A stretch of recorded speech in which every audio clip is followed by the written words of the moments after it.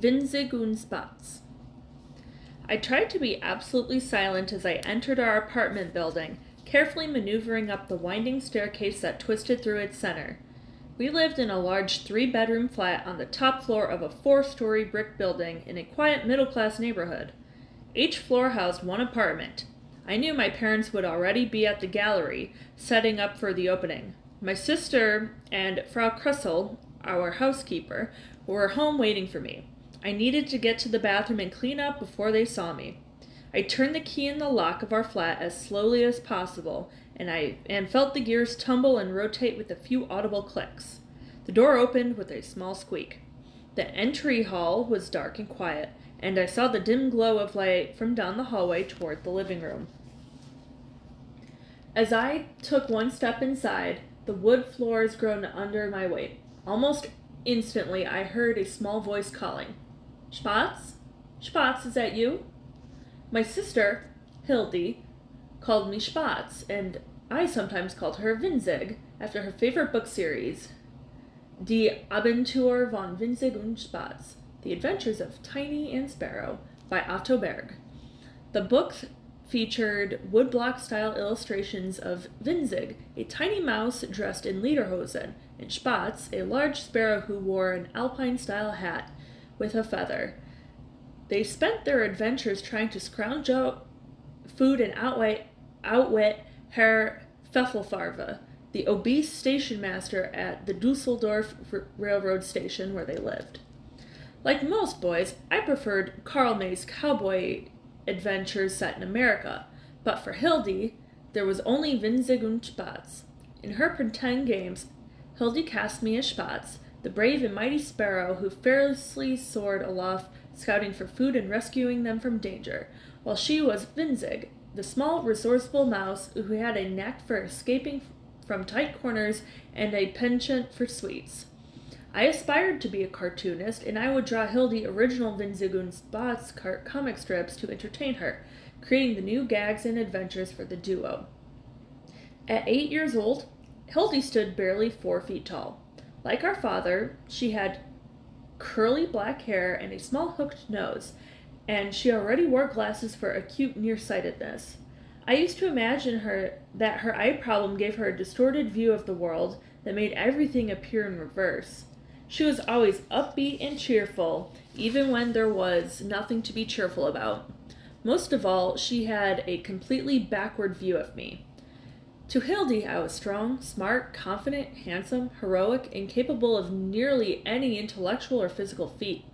I certainly didn't want her to know that my schoolmates had just used me as a punching bag in spittoon. I shut the front door and moved quickly toward the bathroom at the end of the hall. "Where have you been?" she called. "We haven't done the wine yet." As she came into view, I turned my face down and moved to the bathroom. "I had an accident at school. Just let me go to the bathroom and then we'll take care of the wine." She flicked on the light, caught a glimpse of me, and let out a sharp scream. "What's going on?" I heard Frau Kressel call from down the hall. "I fell down the stairs," I said, moving toward the bathroom. I tried to shut the door behind me, but Hildy pushed it open and followed me inside. Frau Kressel appeared behind her and gasped. I looked at my reflection in the bathroom mirror. The right half of my top lip had swollen to triple its normal size, and a dark red scar lined the soft pink skin along the top of my teeth. Dried blood formed a patchy goatee around my mouth, and a purple bruise framed the entire right side of my face, punctuated by large red mounds of raised flesh near my eye and my chin where I had been hit. "Does it hurt?" Hildy asked. "No," I lied. My entire head pulsed as if a swarm of angry hornets had stung me. "Hildegard, wet a cloth with warm water," Frau Kressel said. "Carl, you sit." A stout countrywoman in her 60s, Frau Kressel had been cooking and cleaning for our family for as far back as I could remember. She lived in a small spare room off the kitchen with just a single bed, a dresser, and a tiny sink. She was a woman of few words, but she was the anchor for Hildy and me. While both my parents were intellectuals who talked at length about anything and everything, Frau Kressel rarely spoke beyond the simplest sentence, but when she did say something, Hildy and I listened. I obediently sat on the toilet seat while Frau Kressel took the wet washcloth from Hildy and gently cleaned the blood from my face. She tried to do it softly, but each swipe felt like the jab of a small penknife. She managed to clean away most of the blood, and I ran my tongue over the scar on the top of my lip and the raw hole where my tooth used to be. I knew Papa would be mad that I looked so horrible for a gallery opening. "What's that awful smell?" Hildy said. The pain had so distracted me that I had forgotten about my soiled pants. "It's nothing. Just go get the wine bottle set up, and then we'll mix them in a minute." I pushed Hildy out of the room. Frau Kressel stared at me. "Do you want to tell me what happened?" I paused for a long moment and then shook my head. "No." "Are you sure?" I nodded and she sighed. "Give me the pants. I'll have them cleaned for you by morning." I stripped off my pants and underwear and handed them to Frau Kressel. She had bathed and changed me ever since I was a baby and taken care of me whenever I was sick. She was the only one of the people in the world I could be naked in front of without being embarrassed. "Don't forget to clean yourself or you'll get a rash," she said, and then exited the bathroom. I cleaned my crotch and legs with a wet cloth. I caught a glimpse of myself in the mirror and shuddered at the pathetic image. For years I had been able to pass as a genteel, which allowed me to walk the streets and hallways of school without being taunted for being a Jew. Now everything would be different. Hitler had come to power the previous year, and I knew that things were getting bad for Jews all across Germany. Yet because of my religious anonymity at school, Hitler and the Nazis ranked only 5th on the list of my biggest concerns in life. 1. Finding a way to gain weight. 2. Getting rid of my acne. 3. Getting inside Greta Hauser's pants and having her find her way into mine. 4.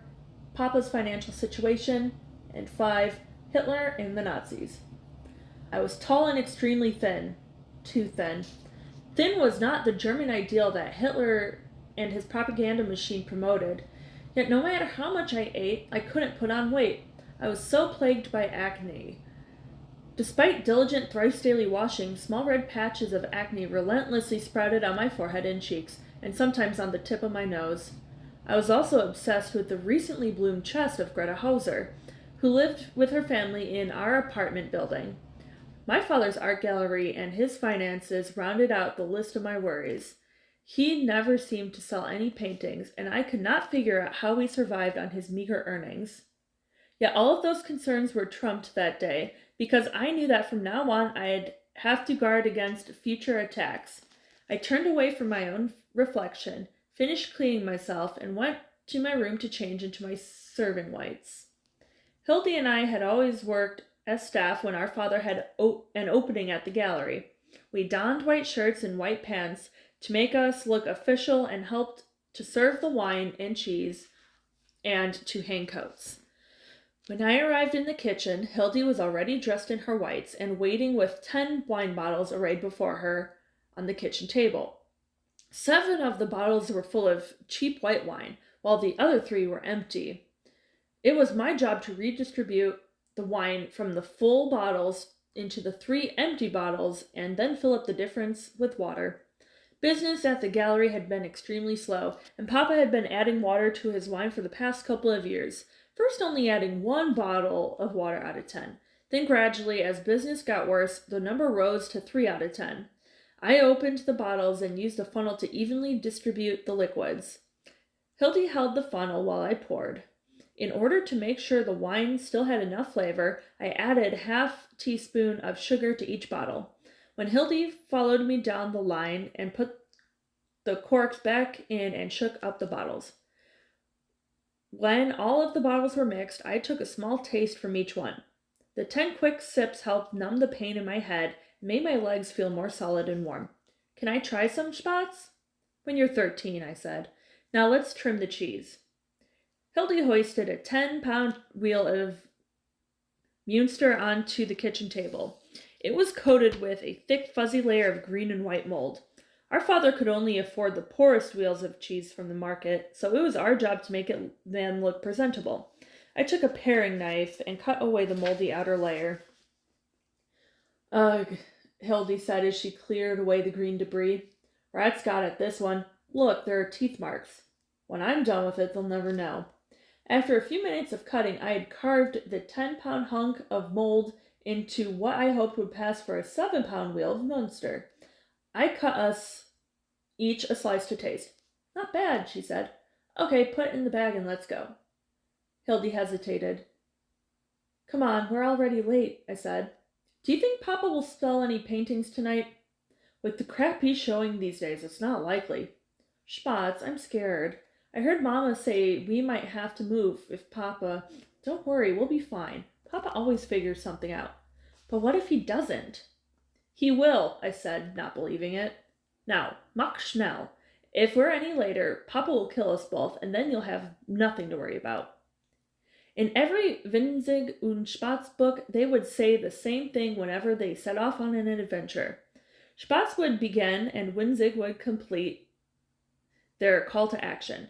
So, mustering as much enthusiasm as I could, I said to my sister, Come on, Winzig, there's adventure in the air. She looked at my bruised face, and she could tell I was scared too. Carl, what will we do if there's adventure in the air? I persisted. And cake to be eaten, she finally chimed in. I placed the bottles in a wire-carrying bin along with a stack of paper cups. We said goodbye to Frau Krussel and hurried out of the apartment.